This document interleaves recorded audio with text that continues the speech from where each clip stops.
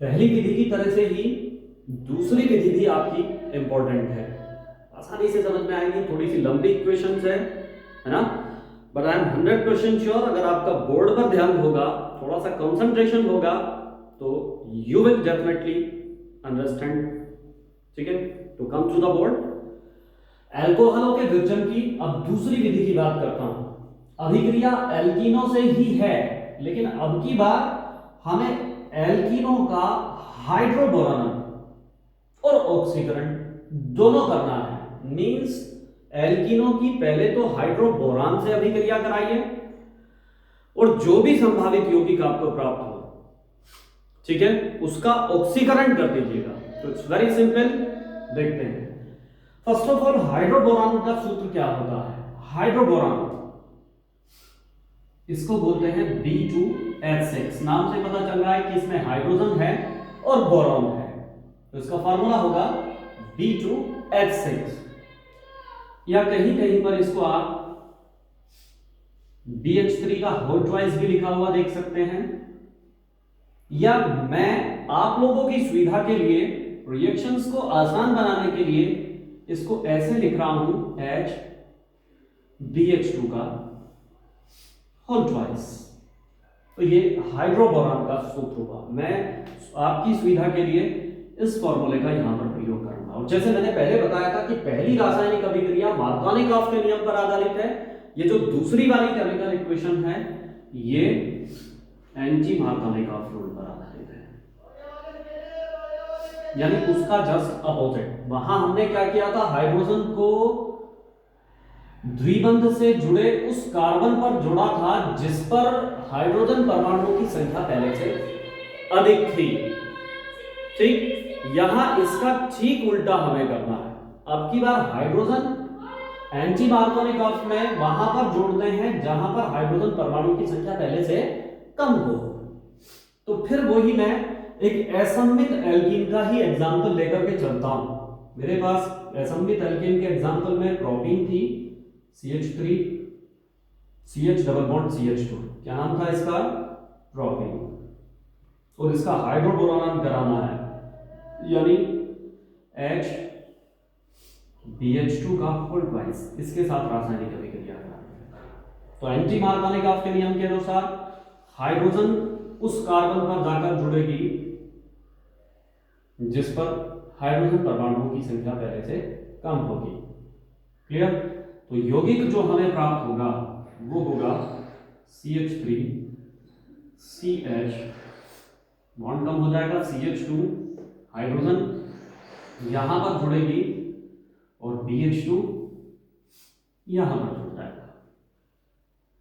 ठीक है, एकदम 100% क्लियर है आपको। आगे बढ़ता हूं। फिर क्या करना है, इस प्रकार प्राप्त रासायनिक यौगिक की पुनः इसी प्रोपीन के साथ अभिक्रिया करानी है। CH3 CH double bond CH2।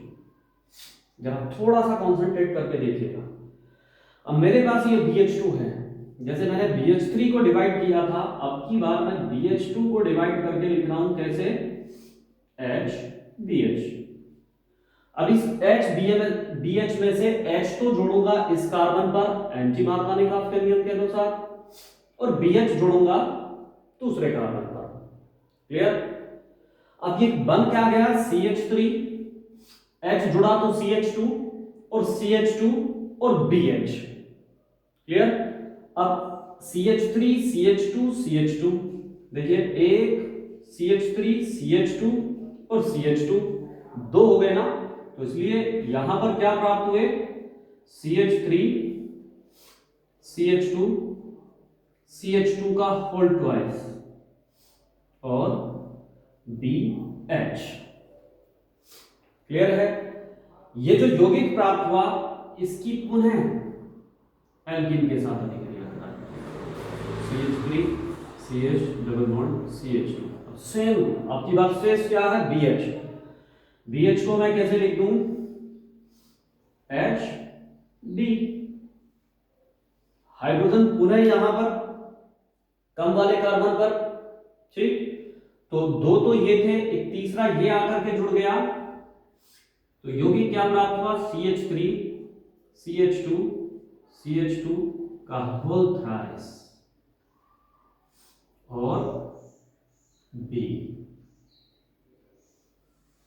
तो इस तरह से हमने प्रोपीन के हाइड्रोबोरॉन के द्वारा निम्नलिखित यौगिक को प्राप्त किया। इस यौगिक को देखने पर एक बात मुझे स्पष्ट पता चलती है कि बोरॉन की संयोजकता 3 होती है। आपको पता भी है कि एक तत्व की संयोजकता दूसरे तत्व के नीचे रखी जाती है, तो इस आधार पर बोरॉन यहां पर 3 संयोजकता को प्रदर्शित करता है। अभी ये हमने असममित एल्कीन का हाइड्रोबोरॉन किया। अभी इसमें कहा कि ऑक्सीकरण और करना है, तो ऑक्सीकरण के लिए हम एक यौगिक प्रयोग में लाते हैं हाइड्रोजन परऑक्साइड, और ये ऑक्सीकरण की अभिक्रिया जलीय NaOH की उपस्थिति में संपन्न होती है। तो प्रोपीन के हाइड्रोबोरॉन द्वारा प्राप्त यौगिक का जलीय सोडियम हाइड्रोक्साइड की उपस्थिति में हाइड्रोजन परऑक्साइड के द्वारा ऑक्सीकरण करना है हमें। क्लियर है? तो यहीं से लैंग्वेज प्राप्त हो जाएगी आपको। तो H2O2 को मैं इस तरह से भी लिख सकता हूं, OH NOH, देख लीजिएगा आप जोड़ करके, H2O2 यानी H2O2 से OH आपको आसानी से प्राप्त हो जाएंगे। ठीक, अब प्राप्त OH जैसे यहां 3 दिया है तो यहां भी मल्टीप्लाई बाय 3 कर दीजिएगा। ये यौगिक आपको प्राप्त हुआ CH3 CH2 CH2 and OH। OH कहां से आए? यहां से भी आ सकते हैं और यहां से भी प्राप्त हो सकते हैं और यहां से भी प्राप्त हो सकते हैं। और ये कितने थे? 3। तो 3 अल्कोहल के अणु आपको प्राप्त हुए। नाम क्या है इसका? 1 2 3 कार्बन यानी प्रोपेनॉल और प्लस। अब ये जो बोरॉन थी ये कहा जाएगी कि अन्य बचे हुए हाइड्रोक्साइड से संयोजकता 3 के आधार पर संयोग करके BOOH के होल थ्राइस का निर्माण करेगी। तो इस प्रकार से आपने देखा एल्कीनों के हाइड्रोबोरॉन ऑक्सीकरण के द्वारा भी आपको क्या प्राप्त हुई? एंटी मार्कोनिकॉफ के नियम के आधार पर अल्कोहल प्राप्त हुई।